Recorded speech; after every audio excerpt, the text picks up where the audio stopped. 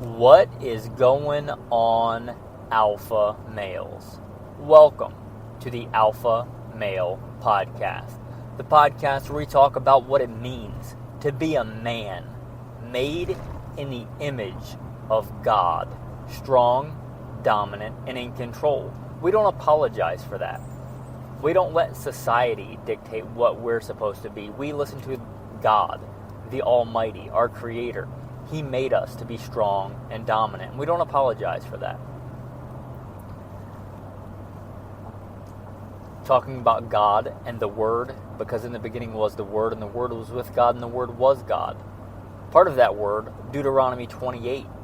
Blessed shall you be in the city, and blessed shall you be in the country. Now, if you don't know, the wife and I live as neo-nomads. Just got done with a stint off-grid living in the hills, in the Black Hills of South Dakota. And I really enjoy that. Jesus often went out to deserted places to rest a while. And I had just done a fairly long, what was long for me, several months east of the Mississippi. My wife wanted to be close to her family and visit nieces and nephews, and let's just say not my favorite place. I much prefer the wide open spaces. But I have spent large stints of my life in large urban areas, as you'll hear when I get into an abbreviated version of the bio. But I'm here to serve you guys, and I know that many of you live in urban, suburban environments. I've been there. You live in a house or a townhouse or condo or an apartment, and you get into a vehicle and you drive to be in another box, a office, a cubicle, whatever it is. You spend the vast majority of your life surrounded by boxes and squares. So is the life of the majority of Americans. I'm here to serve you. I've been there. I've lived in that world. And I still can live in that world. Blessed shall you be in the city, and blessed shall you be in the country. So I recently did an episode on everyday carry. I thought it would be a good time to talk to you about urban everyday carry. I'm big on the concept of everyday carry. I think you as the man, as an alpha male, it is your job, part of what you exist for, to protect and provide for those around you, those under you, under your headship. You should be able to provide and protect, to love your neighbor as yourself. Be able to provide and protect yourself and your neighbor. I'm big on the concept of E.D.C, everyday carry. This is a pretty long preamble. I'm going to do a quick abbreviated version of the bio. I am your host, Michael Milito. First and foremost, I am a Christian, a follower of God, and a servant of Jesus Christ. That is number one in my life, and everything that I do in this podcast is no different. And I don't apologize for that either. Also, God has blessed me to get me through safely and protected me through many things in life. Marine Corps combat veteran, also served in the U.S. Army, both full-time and part-time National Guard. Also law enforcement. I was LAPD. I worked regular assignments and more specialized assignments. FBI certified firearms instructor, handgun instructor. A state rifle and pistol champion several times over in several different states. I have been a private contractor for a 3-letter government agency that I will not specify. I was the commander of a tactical team in a large metropolitan area to stop active shooters. That was our primary mission, and I was blessed to be the commander of that team. Part of that I don't often mention, a big part of that job was executive protection. I'm talking A-list celebrities, and I don't often talk about that because I don't value really their life more than anybody else's. You know, more than the 6-year-old girl or the old lady. They're really just another person to me. But I dealt with them a lot and did operational orders and stuff like that all the time, working with those people.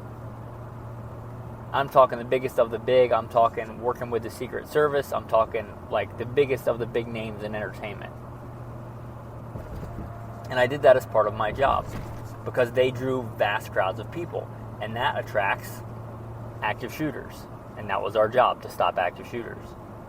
And some of that executive protection involved me in a 3-piece suit, carrying a gun, very much in a suit and tie. I might be in a board meeting with people in multi-million-dollar companies, giant entertainment conglomerates, things like that. And I've worked some of the nastiest streets in LA, doing fugitive recovery. So I know how to operate in an urban environment. Again, blessed shall you be in the city and blessed shall you be in the country. I want to share that with you. So whether you're wearing a pair of cargo shorts and a Hawaiian shirt, or you're wearing a 3-piece suit, having good urban everyday carry equipment. Okay, let's get into it. I recently did a whole episode on my normal everyday carry. I'm going to go over it again very briefly here. If you want more in depth, go listen to that episode. But I generally everyday carry a full-size fighting handgun. My main one, I consider my best one, is a SIG 226 single action only Legion mounted with a Trijicon RMR. I carry a backup magazine. I carry a tourniquet, a good E.D.C belt, a fixed blade knife, a way to purify water, a ferro rod, a few other small things like fish hooks, fishing line, and some other things. A wallet, obviously, cell phone, and of course the Bible app with many different versions of the Bible, some of them downloaded so I don't need service, so I can always have a Bible on me. That's one of the great things. I'm not big on technology all the time, but that is a great blessing to be able to have not just a Bible, but several different translations of a Bible in my pocket on my phone. What an amazing blessing that is. Could you imagine what people in the Middle Ages would have done to be able to have a Bible that compact in their pocket? Okay, now that was a brief description of my normal E.D.C. How do we adapt this for the urban environment? I'm going to start, since we started with the cell phone, some useful things. I have a couple of survival apps on my phone, U.S. Army, like survival book app, I forget exactly what it's called, and the SAS survival guide. You might want to download those, but those are largely for wilderness environments. What I think is really good and handy and will cost you nothing is wherever you work, or if you're at home, next time you're at work or at home listening to this, plan a route on your GPS, Google Maps, whatever you use on your phone, and plan a route home or to work. You know what I'm talking about. Plan the route. And then where it gives you the option to select different routes, select different routes. Go to your settings and put in avoid freeways. All those different routes.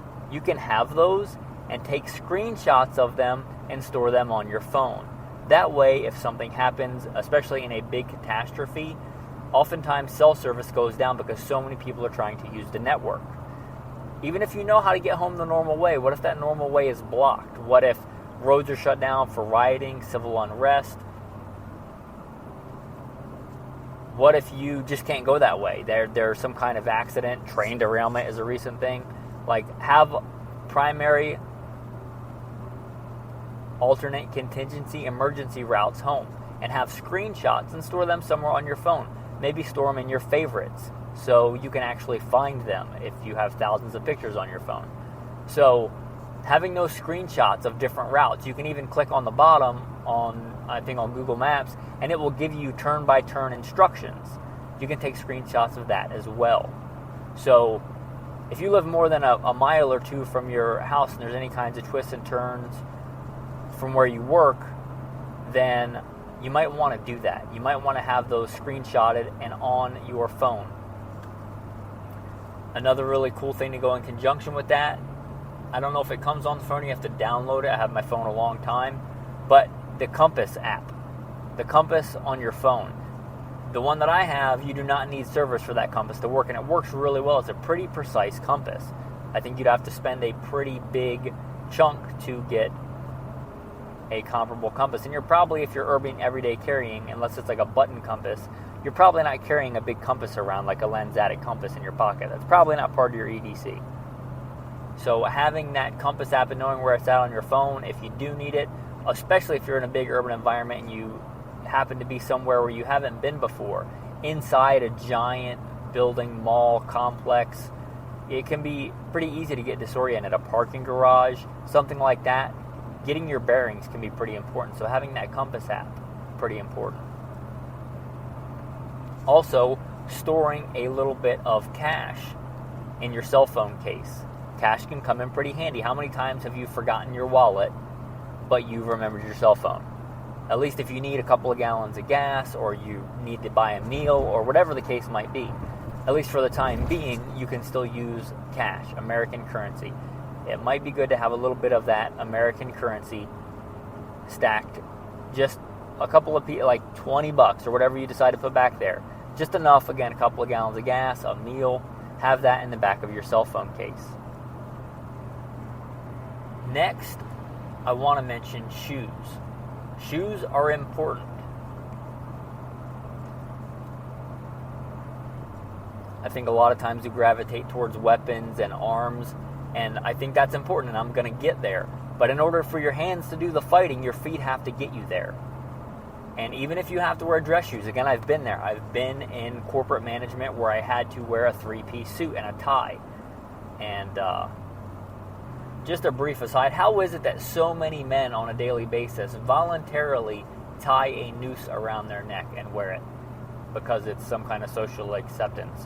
What a strange thing. Anyway, I've been in that world. Even if you have to wear dress shoes, there are some very good dress shoes that absolutely are pretty good as running shoes.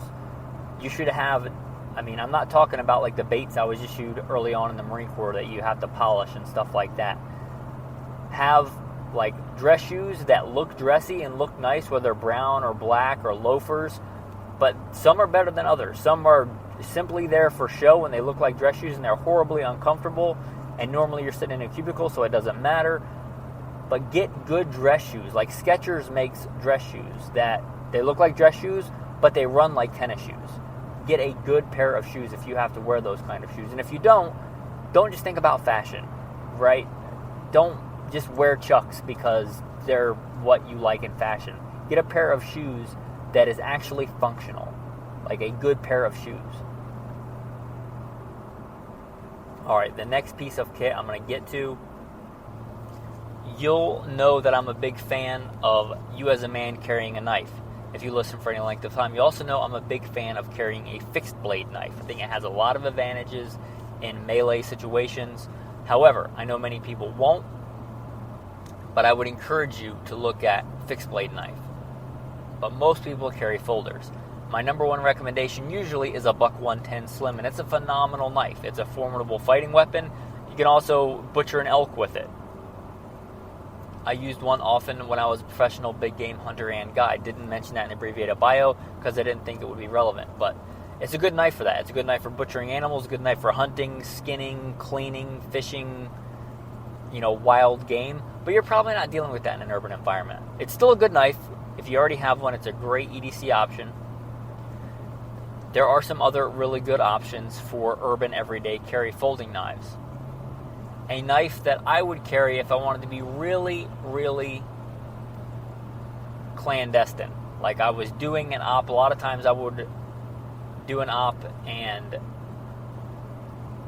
sometimes we would want to be very over and out in the open and in your face saying, hey, we're heavily armed and dangerous. This is not a soft target. Go somewhere else. Like that was a lot of times part of our job was to be very visible. I'm talking body armor, I'm talking war belts, I'm talking, fighting rifles. Sometimes we wanted to blend in. Sometimes myself or somebody else was plain clothes. So in those very plain clothes operations, wanting to blend in, I would often carry a Cold Steel Tough Light. It's a good name. The knife I found was tough and was light. I since gave it to my wife because it's a lightweight E.D.C option for her, but it's a pretty straight blade, kind of a sheep's foot design.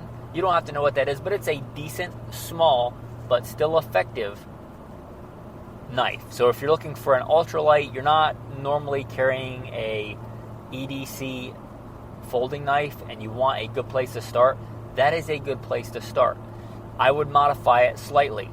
Whatever pants I was going to be wearing most of the time, I would paint the clip on that knife the same color as my pants. If you paint that clip the same color, in general, I'm not going to say it's invisible, but unless somebody's really up close on you, they're probably not going to even notice the clip in your pocket. Maybe you don't even have to go that clandestine. Maybe you don't even worry about it. But if you are worried about it, if it is concerning that somebody might spot a knife in your pocket, I don't think carrying it deep in your pocket is a good idea, because the whole idea to have it for a defensive tool is to get to it quickly.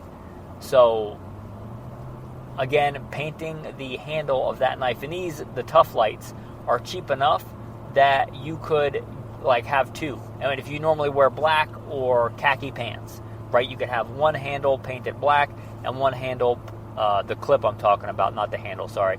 The clip you could have painted khaki on one and black on the other. And whatever color pants you were wearing, you could slip it right in your pocket, and probably nobody is going to be the wiser. It's going to blend in really well, unless they're really up close.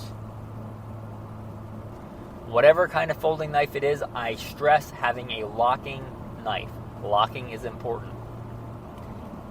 If automatics are not prohibited where you are in your jurisdiction, a lot of times you can carry a full-size fighting handgun totally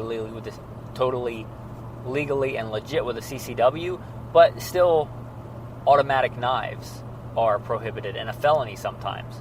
So check your knife laws, but if you can have a automatic knife, the Gerber 06 Auto, and they make several different versions of it, but I think the best urban version of it is the Gerber 06 Auto Tonto, partially serrated.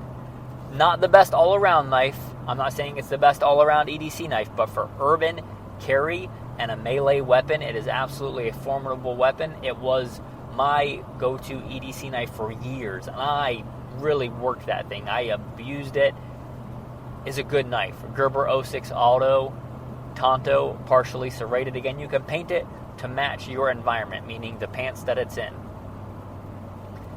For some people in some jurisdictions, a knife may be your only defensive tool. If that's the case, you may not want to follow this next advice, but I generally carry a handgun on my dominant side. For me, that's right-handed. I'm right-handed, right-eye dominant. So I generally carry my go-to knife on my left side.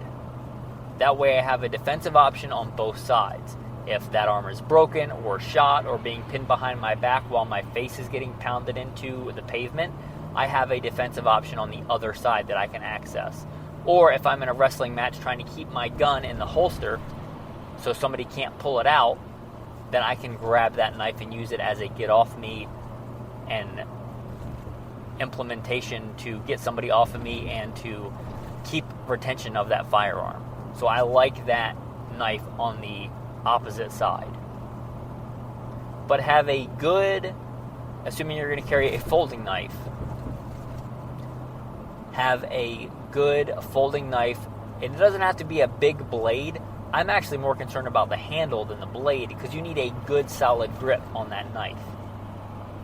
But have a good defensive option for the knife, and the knife is used for many other things.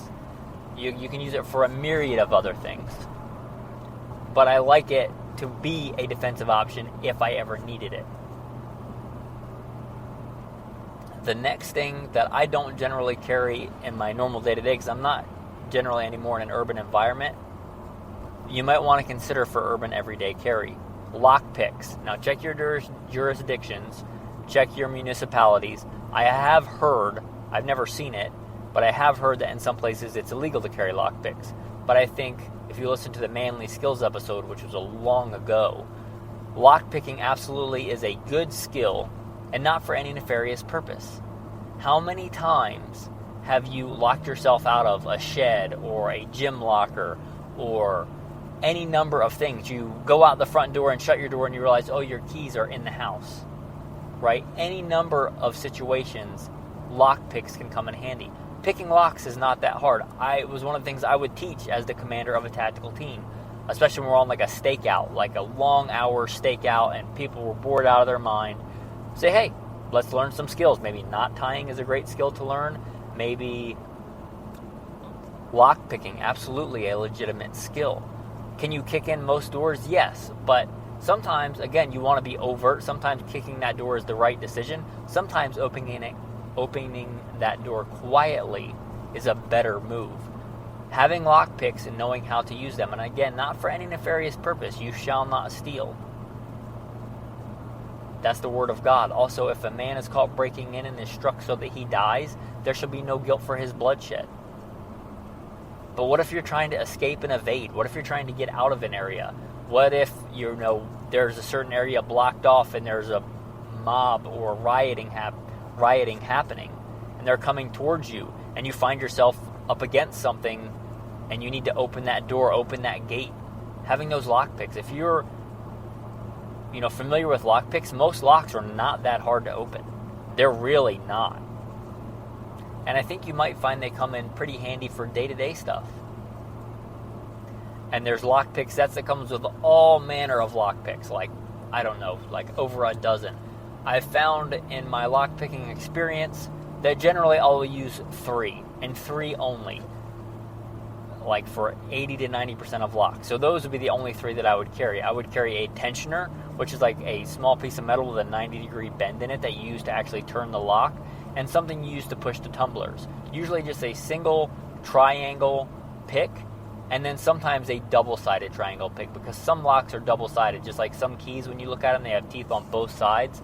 That's not super common, but it's not super rare, so having a double-sided pick also can help. But those 3 picks, really, they're small, they're light, those 3 picks. You don't even need to climb with the bigger handles, just a small, minuscule picks. Put a little rubber band around them, throw them in your pocket. They're small, they're light, they're handy. I think absolutely a good idea for urban everyday carry. Now let's talk about the belt. My number 1 belt, and has been for years, is the 511 TDU. It's a good belt. I like the 1.75 inch as long as your belt loops will support it. If not, you may look at the 1.5 inch, but absolutely a good belt. And the ones that I have, one side is a tactical color and the other side is black. And they don't look tactical. They're a good tactical belt, but they don't scream tactical. You could literally wear them with suit pants and they would look normal. It would just look like a black belt. Nothing crazy about it. There's no Cobra buckle or anything on it. So again, it doesn't scream tactical, but it's a good tactical belt. And it's my go-to everyday carry belt, and has been for years, and I generally carry a full-size fighting handgun. So it's good to go for that. If you need something a little bit fancier and dressier, look at your local police supply store if you live in a city, because this is urban everyday carry. If you live in a fairly large city, there's probably a police supply store. Go look at their inner leather belts. They're usually pretty robust and rugged, and good belts, not just for an inner police belt, but also for you. They're good, they're dressy, they look nice, you can polish them, they have shiny buckles, and they're sturdy. They're meant to be worn for years by police officers. They're good, sturdy, generally stiff belts. So if you want a little bit dressier option, maybe look at that. Since I would encourage you, if at all possible, to carry your firearm strong side belt, the way I generally carry is I'll just have an overshirt, like a button-up shirt that I don't button. Like right now I'm wearing a black and white plaid cotton shirt. Just drape it over my E.D.C. Nobody is the wiser carrying a full-size fighting handgun and a spare magazine and a tourniquet. Right? It goes straight down with gravity. My waist is smaller than my chest. It covers all that up. If that's not an option for you, you may look at inside the waistband. And I know from experience wearing a suit jacket or a sport jacket, you can easily carry a full-size fighting handgun covertly, nobody being the wiser, with either a small of the back holster or a behind the hip holster. It's a little bit farther back than I would normally like it, but generally you can carry a pretty big gun back there with just a suit coat or a sport coat. So if that's the kind of dress that you are normally going to do, then you might think about that. You might think about small of the back or behind the hip. If you are going to pocket carry, there are plenty of good pocket guns. The old classic Smith & Wesson J-frame, it's still a decent option if you need to go super inconspicuous. They make the featherweights and the airweight super lightweight. Especially, I encourage you as a man, wear a belt. But if you do, even if you don't wear a belt, for most people, you can carry that gun in your pocket without a belt. So if you're a guy that just doesn't like belts, doesn't generally wear a belt, something like one of those Smith & Wesson J-frame airweights or featherweights in 38 Special 357 Magnum, they're a really good pocket gun. I know there are small semi-autos, and I've toyed around with those over the years, but the problem is, even if they're smaller, they're square, and my body is not, my legs aren't square, so if I put a square gun in there, it kind of prints. The J-frame, since it's round and has rounded edges, when I put it in my pocket, it blends in pretty well. If I'm wearing a pair of, let's say, cotton Dockers, I can put that in my pocket and really nobody is the wiser. So if you're talking about pocket carry and really being inconspicuous, you might look at that. If you want a little bit bigger pocket carry, you might look at something like a 365. If you're going to, on the belt, inside the waistband, something like that, you may look at the 365 XL. Glock 26 is a good option because it takes regular Glock mags, not like proprietary mags like a Glock 43 or something. The Glock 26, it's still not a very big gun, and you have the ability with using bigger magazines. You could carry a spare full-size magazine, or even a spare larger than standard 17-round magazine for your backup mag if you felt the need to, or in your vehicle or something like that. And I would encourage you, if you can, if you have an outer garment like we talked about, look for a good behind the hip or small of the back holster. It's not the fastest, but I still think it's a pretty good option if you need to be really covert and carry a full-size fighting handgun. Now let's talk about how you can carry a little bit more urban E.D.C. What is something that would not be out of place in most urban suburban environments, even most offices, most cubicle environments? A laptop bag. Now, I did an entire episode on laptop bag guns. You may want to go back and give that a listen. But a laptop bag, that gives you a lot of real estate in the E.D.C. world, and it's not out of place in most urban environments. A little tactical tip here: if you live in an environment where snatch and grabs are a thing, it's often not uncommon for somebody to try and take that bag away. Sometimes they'll try and come up and for a woman's purse or a man's bag or something, and literally with a knife cut the strap and grab it and run. One thing you can do is take a piece of picture frame wire or baling wire, something similar, and run it inside the strap. Going back to the flashlight, if you carry a small E.D.C. flashlight in your laptop bag, you could have a beefy, decent, large flashlight. Right, so you could have that. A good flashlight, and if you get them bright enough, they can be kind of a deterrent. Not a weapon, but a deterrent. Also, going back, fixed blade. If you're not carrying a fixed blade, have a decent fixed blade in here. It doesn't have to be a Rambo knife, but a decent sized fixed blade. Also, and or a multi-tool. Now, a multi-tool is a really good thing to have. I don't care what brand it is, but a good, full-size, usable multi-tool, there's really no reason not to have one. My one caveat is I would get a multi-tool where the cutting blade actually locked. I'm not a big fan of blades that don't lock. So I don't care what brand, but get one with a locking blade. And whatever other tools you may decide are important, a saw, a file, a pair of pliers, you may find that comes in handy day to day, just for normal situations, a good multi-tool.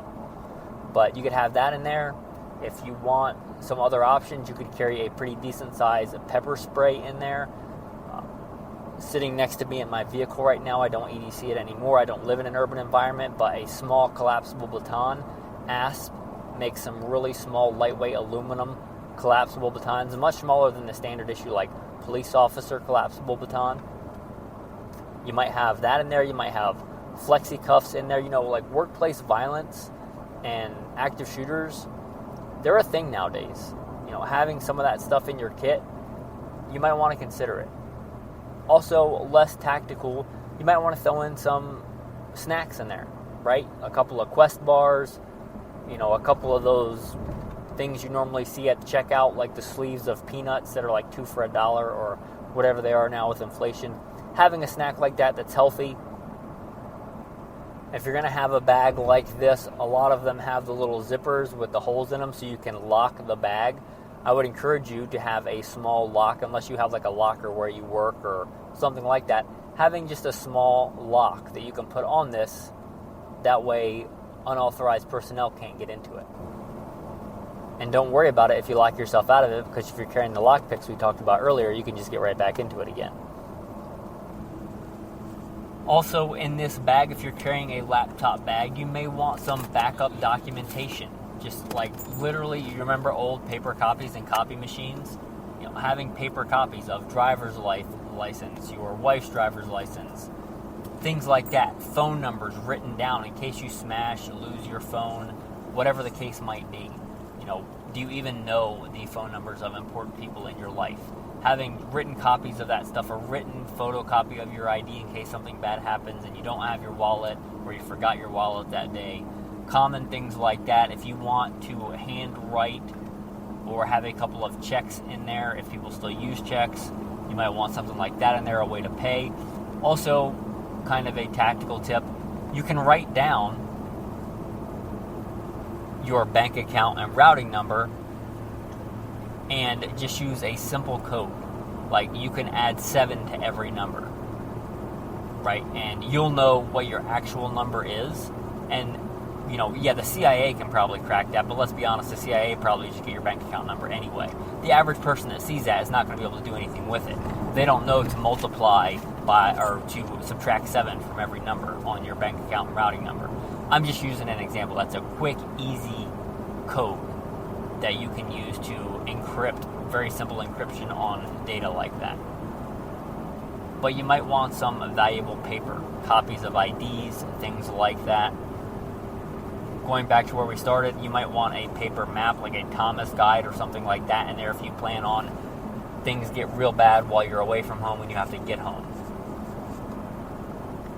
And you might think, well, that's what a bug out bag is for, but I know some urban environments, if you park in like a parking garage and things get really bad, you are probably not carrying your bug out bag into your office. Especially in really big urban environments, you may have to park quite a ways away from where you park your vehicle. And if you getting to your vehicle may likely get you killed in a disaster, then that's kind of breaking number one rule of survival, right? Survive. So you might have to write off your vehicle and everything in it for whatever reason. Having a laptop bag with a few things in there that you have with you is better than having the bug out bag that's totally decked out, that's a giant, U.S. Marine Corps rucksack with all the stuff in there, the tent and the sleeping bag that you can't get to anymore. It's been looted, it's been burned, it's in a riot zone, whatever the case might be, right? It's not feasible for you to get it. So it can be a modular system. If you get back to your vehicle in your bigger bag, fine, then just throw your laptop bag inside it. But some ideas to think about for urban everyday carry. Amendment 1, medical. I mentioned I E.D.C a tourniquet. I hope that you E.D.C a tourniquet. I'm going to mention, I think, almost unarguably, of the common tourniquets, the best one for an adult human being is the cat tourniquet. Whatever newer generation cat tourniquet. They're, I think, the easiest to use, really robust, effective, quick. They are the best. I'm going to go out and tell you that I don't E.D.C a cat tourniquet. I E.D.C a rat tourniquet and a spare magazine pouch behind my primary reload because it's on me all the time. I have actually had to use a tourniquet before in a life or death situation. And I actually had to improvise one with a belt and an ice scraper. And although, praise God, it worked, after that, I'm pretty diligent about E.D.C.ing a tourniquet. The rat is one that I will carry all the time instead of carrying it sometimes and it being inconvenient. The rat is a tourniquet. Also, the SWAT T, it's like a big elastic kind of workout band, if you want to think about it that way. But depending on how you want to carry a tourniquet, I would encourage you to carry a tourniquet. If you're not going to carry one on your person, I would encourage you to carry one in that laptop bag. Going to the laptop bag, not only would I have a tourniquet or two in here, I would have a full medical kit. I recommend Refuge Medical. They're the kits that I have and that I run.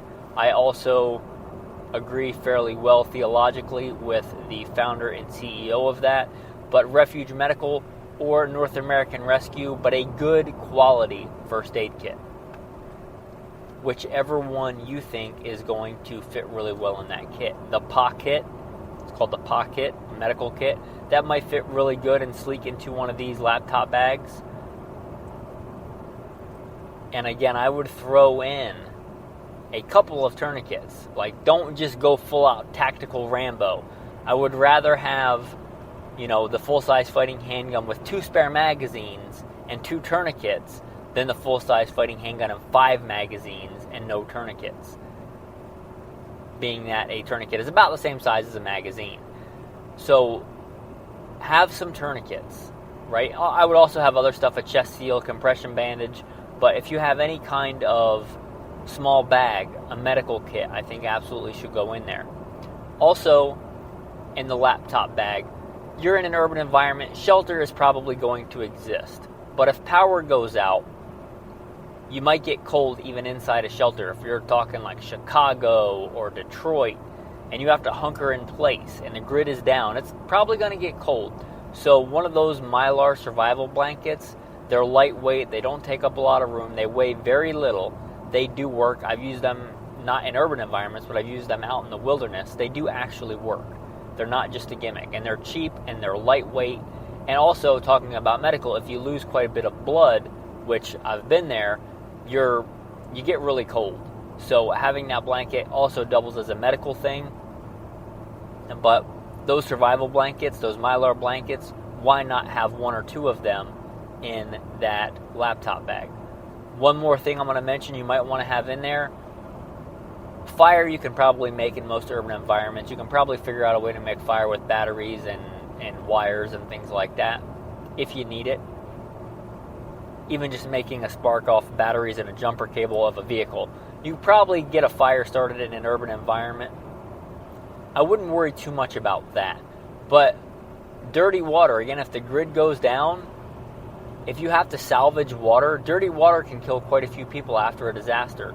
The water purification tablets, they're much like the Mylar blanket. They're lightweight, they're not expensive, they don't take up a lot of space. Why not have some in this laptop bag?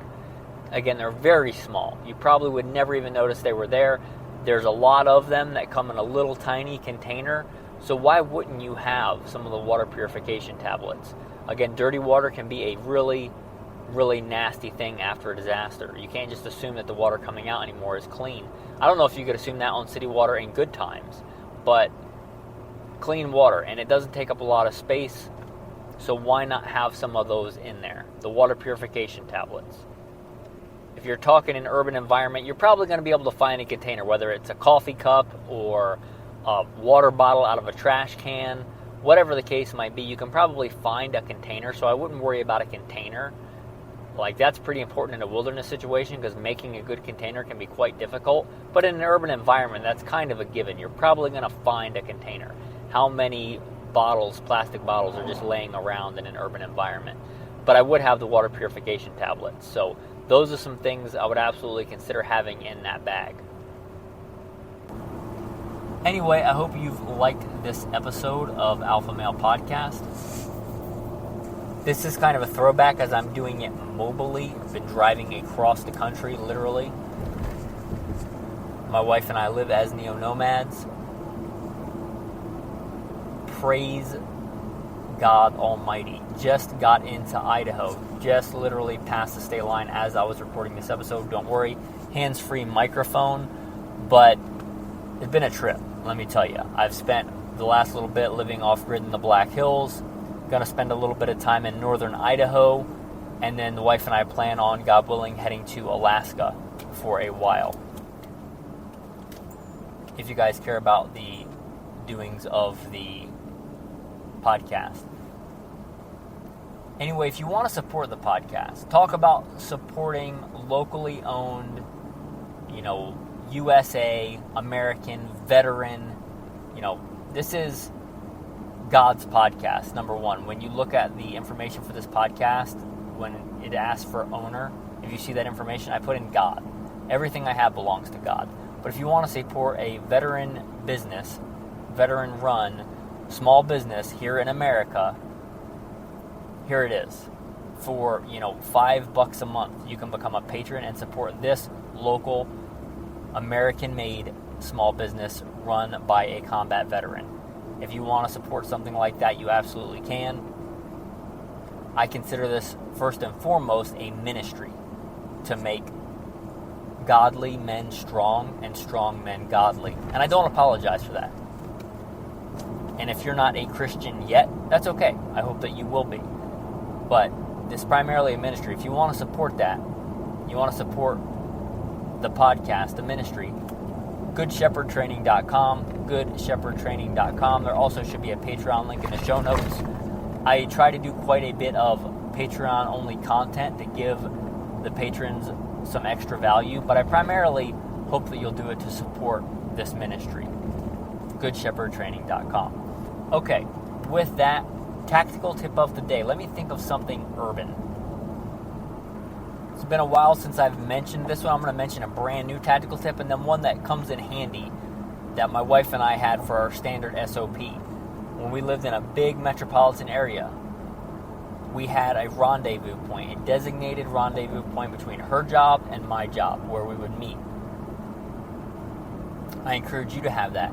Something we had as part of our kit, we had very strange colors of spray paint. She had like a very vibrant lavender purple, and I had a very obnoxious green color. Not a common color you would see even among tagging in an urban area. We had this to designate signals, to signal each other. If we had been there and had to move on or whatever, we would leave that mark. We also had other designated rally points. So if we had to get home foot or evade, we had plans. We had bug out plans. And we could use this even if comms were down to communicate with each other. Because probably nobody else is going to be doing, X's and O's or whatever our signals were in lavender. That's probably not a thing that's going to happen in a disaster. But it's a quick, easy way to just look at a glance and say, okay, he's been here, he's moved on. There's no need for me to wait here. He's gone to the next rally point. Okay, the other tactical tip that you may want to consider, it's technology-based. It's an app called Zello. And you may think working these tactical teams, we had all kinds of fancy comms, and we did have radios and stuff, but for our plainclothes operations, you know what our high-tech comms were? It was an iPhone, because so many people have iPhones. If I was standing there holding my iPhone, really, nobody's going to bat an eye. In fact, it's probably more strange that I wouldn't be looking at my phone. So an iPhone, absolutely good way to communicate. Zello, if the CIA, again, wants to crack that code, I'm sure the CIA can probably get into Zello. But Zello is a more secure communication app than you probably use day-to-day for texting and calling. You can use Zello. It even had, at the time we used it, it probably still does, a walkie-talkie feature. So if you have a couple of people that you're trying to communicate with, you may use Zello. We even used it when we were dispersed across the state, and it was like real-time walkie-talkie with a far better range than an actual walkie-talkie. clear communications, even across the state, and like real-time communication. So you may look at the Zello app if you have a tribe, a group to communicate with. Again, if it's a big disaster, just assume the comms are going to go down, because they're probably going to go down. That's why you need a backup plan, like we talked about with the paint. And designated rally points. When I would write, going back to when we were doing the executive protection or all kinds of big events, I would write operation orders, and I would have a rally point and a fallback rally point. If comms went down, the team knew where to meet. They had a plan. It wasn't just like, oh, we'll figure it out, when there's thousands of people running around screaming and shots being fired. They know where to go if comms go down, and comms likely will go down. At least we can all be in one place and then coordinate a plan. But that's important, so I would encourage you to have that. And you don't have to have a tactical team for that. Like, if you have kids in school and there's an active shooter and they can escape, you ought to have a designated rally point that they can go, that they know where you can meet them. As much as you want to, you may not be permitted to get into that area. And if they can escape, you should have a designated place where they can meet you. And that's just one example. You don't have to be the commander of a tactical team to use rally points. It's a good thing to have. As far as the tactical verse goes, again, I am driving, so I'm going to try and go by memory Deuteronomy 28. And I do it in the first person because I absolutely believe that it applies to me. Now it shall come to pass, if I diligently obey the voice of the Lord my God, that the Lord my God will set me high above all peoples of the earth. Let me start over on that. And now it shall come to pass, if I diligently obey the voice of the Lord my God, that the Lord my God will set me high above all nations of the earth. And all these blessings shall come upon me and overtake me, because I obey the voice of the Lord my God. Blessed shall I be in the city, and blessed shall I be in the country. Blessed shall be the fruit of my body, the produce of my ground, the increase of my herds, the increase of my cattle, and the offspring of my flocks. Blessed shall be my basket and my kneading bowl. Blessed shall I be when I come in, and blessed shall I be when I go out. The Lord will cause my enemies who rise against me to be defeated before my face. They shall come out against me one way, but flee before me 7 ways. The Lord will command the blessings on me in my storehouses and all to which I set my hand, and you will bless me in the land which the Lord my God is giving me. The Lord will establish me as a holy people unto himself, just as he swore to me.